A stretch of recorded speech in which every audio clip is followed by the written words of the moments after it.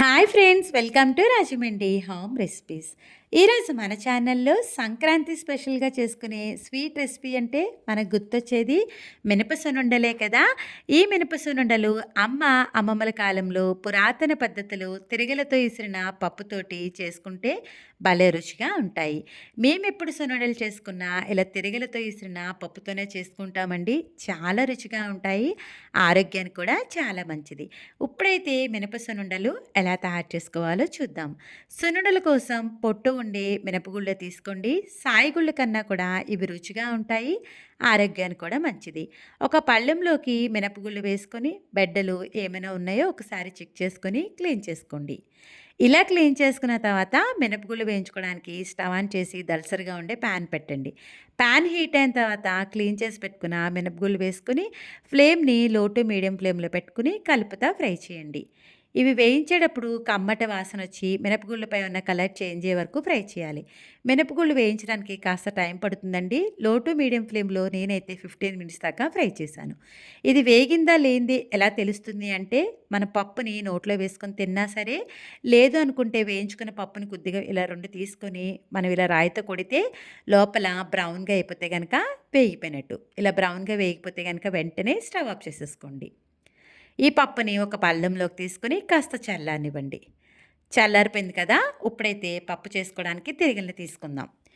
ఇదేనండి తిరగలు. తిరగల్ని డైరెక్ట్గా నేల మీద పెట్టకూడదు. అడుగున గోను సంచి పెట్టి పైన ఈ విధంగా కాటన్ క్లాత్ పెడితే కదిలిపోకుండా ఉంటుంది. తిరగల మధ్యలో ఈ విధంగా హోల్ ఉంటుంది. వేయించి పెట్టుకున్న పప్పుని కొద్దిగా వేసి తిరగల్ని ఇలా పైకి తేల్చి తిప్పుతూ ఉంటే గనక పప్పు కాస్త బద్దలాగైతే అవుతుంది. చూస్తున్నారు కదా. ఈ విధంగా మధ్యలో హోల్లో కొద్దిగా పప్పు వేసుకొని తిరగల్ని ఇలా పైకి తేల్చి తిప్పుతూ ఉంటే గనక మనకి పప్పు కాస్త బద్దలా అవుతుంది. పూర్వం మన పెద్దవాళ్ళు ఇలా తిరగలతో చేసుకునేవారు కాబట్టి వాళ్ళకి మంచి ఎక్సర్సైజ్ అయ్యేది. టేస్ట్ కూడా తిరగల్లో చేసిన సున్నుండ అనేది చాలా బాగుంటుంది. కొద్ది కొద్దిగా పప్పును వేసుకుని తిరగల్ని ఇలా పైకి తేల్చి తిప్పుతూ ఉండండి. ఇలా చేస్తే గనక మనకి మినపగుళ్ళు కాస్త ఇలా బద్దలయ్యి పప్పు అనేది తయారవుతుంది.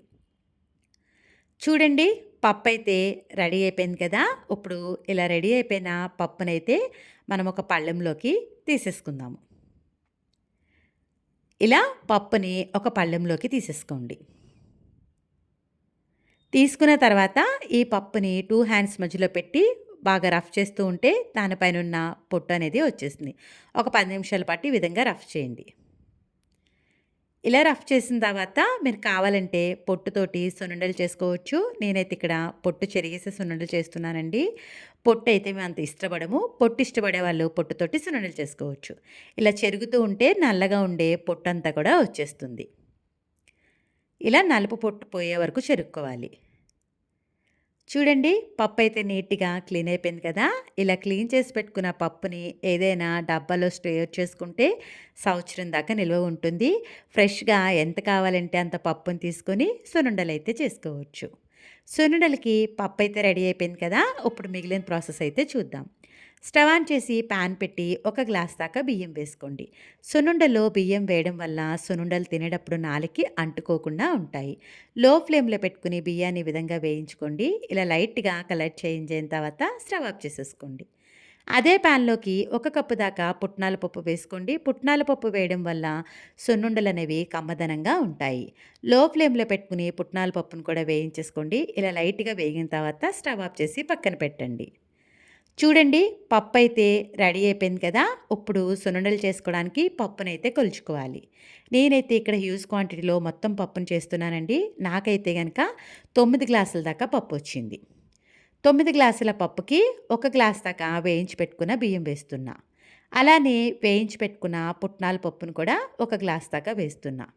మొత్తం పప్పు బియ్యం అన్నిటితో కలిపి 11 గ్లాసుల దాకా వచ్చాయి. ఇవంతా కూడా బాగా కలిసేలాగా కలిపేసుకోండి. ఇలా అంతా ఈవెన్‌గా మిక్స్ చేసిన తర్వాత కొద్ది కొద్దిగా పప్పును తీసుకొని గ్రైండ్ చేసుకోవాలి. మిక్సీలో వేసేటప్పుడు మీరు గుర్తుపెట్టుకోండి, మరీ స్మూత్‌గా గ్రైండ్ చేయకూడదు, మరీ బరకగా కూడా గ్రైండ్ చేయకూడదు. కొంచెం స్మూత్‌గా చేత్తో పట్టుకుంటే కొంచెం బరకగా ఉండేటట్టుగా గ్రైండ్ చేసుకోండి. ఈ విధంగా ఉంటే సరిపోతుంది. సున్నుండల పిండి అయితే రెడీ అయిపోయింది కదా. ఒక పళ్ళెంలోకి వేసుకొని చల్లారనివ్వండి. ఇలాగే మిగిలిన పప్పు అంతా కూడా వేసుకొని సున్నుండల పిండినైతే తయారు చేసుకోవాలి. ఒక గ్లాస్ నిండా పప్పు తీసుకున్నారు అంటే, అదే గ్లాస్ తోటి ఒక గ్లాస్ దాకా పంచదార తీసుకుంటే సరిపోతుంది. స్వీట్ తక్కువ తినేవాళ్ళైతే గనక ముప్పావు గ్లాస్ దాకా తీసుకోండి. నేనిక్కడ 11 గ్లాసుల దాకా పప్పు తీసుకున్నాను కాబట్టి 9:30 గ్లాసుల దాకా పంచదార తీసుకుంటున్నాను. హ్యూజ్ క్వాంటిటీలో చేసేలా అయితే పంచదారని ఈ విధంగా కొలుచుకొని ఒక బౌల్‌లోకి పెట్టుకోండి. కొద్ది కొద్దిగా పంచదారని మిక్సీ జార్‌లో వేసుకొని మెత్తగా షుగర్ పౌడర్‌నయితే గ్రైండ్ చేసుకోవాలి. ఇలా గ్రైండ్ చేసి పెట్టుకున్న షుగర్ పౌడర్‌ని ఈ పిండిలో వేసేసుకోవాలి. పిండి, షుగర్ పౌడర్ అంతా కూడా బాగా కలిసేలాగా కలపండి. షుగర్ అంతా కూడా ఈవెన్‌గా కలిసేలాగా కలపాలి. ఇలా అంతా బాగా మిక్స్ చేసిన తర్వాత ఈ పిండిని ఒక బేషన్‌లోకి తీసుకొని చల్లారనివ్వండి. వేడిగా ఉన్నప్పుడు సున్నుండలు చుట్టారు అంటే గనక విడిపోతాయి. పూర్తిగా చల్లారాలి. షుగర్ అంతా కూడా బాగా కలిసేలాగా కలపండి. చూడండి చక్కగా అంతా కూడా పిండిలో షుగర్ కలిసిపోయింది కదా! ఇది పూర్తిగా చల్లారిపోయింది. మధ్యలో ఈ విధంగా మధ్యలో గ్యాప్ పెట్టుకోండి. సున్నుండలు చుట్టుకోవడానికి నెయ్యినైతే హీట్ చేసుకోవాలి. ఒక గ్లాస్‌కి పావు గ్లాస్ దాకా తీసుకుంటే సరిపోతుంది. స్టవ్ మీద పెట్టుకుని నెయ్యి మెల్ట్ అయ్యి కొంచెం బబులొస్తే సరిపోతుంది. ఇలా అయిన తర్వాత స్టవ్ ఆఫ్ చేసేసుకోండి. మనం హీట్ చేసి పెట్టుకున్న నెయ్యిని మధ్యలో కొద్దిగా వేసుకోండి. ఒకేసారి మొత్తం నెయ్యి వేయొద్దు. పైన ఈ విధంగా పిండిని వేసేసుకోండి. నెయ్య చేత్తోటి పట్టుకుంటే వేడిగా ఉంటుంది కాబట్టి, ఇలా వేడి నెయ్యి వేసిన తర్వాత గరిటెతోటి ముందైతే పిండిని కలపండి. గరిటెతోటి నెయ్యంతా పిండిలో బాగా కలిసేలాగా కలపండి. కొంచెం వేడి తగ్గిన తర్వాత చేత్తోటి పిండిలోకి నెయ్యంతా కూడా బాగా కలిసేలాగా కలపాలి. ఇలా కలుపుతుంటే నాకు నెయ్యి కాస్త తక్కువైందనిపించింది. మరి కొద్దిగా నెయ్యి వేసుకుంటున్నా.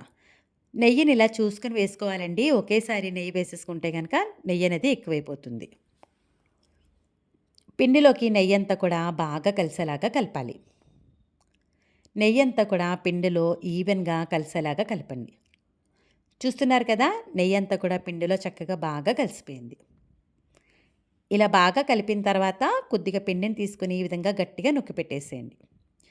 ఇలా చేస్తే గనక నెయ్యి అనేది ఆరిపోకుండా ఉంటుంది.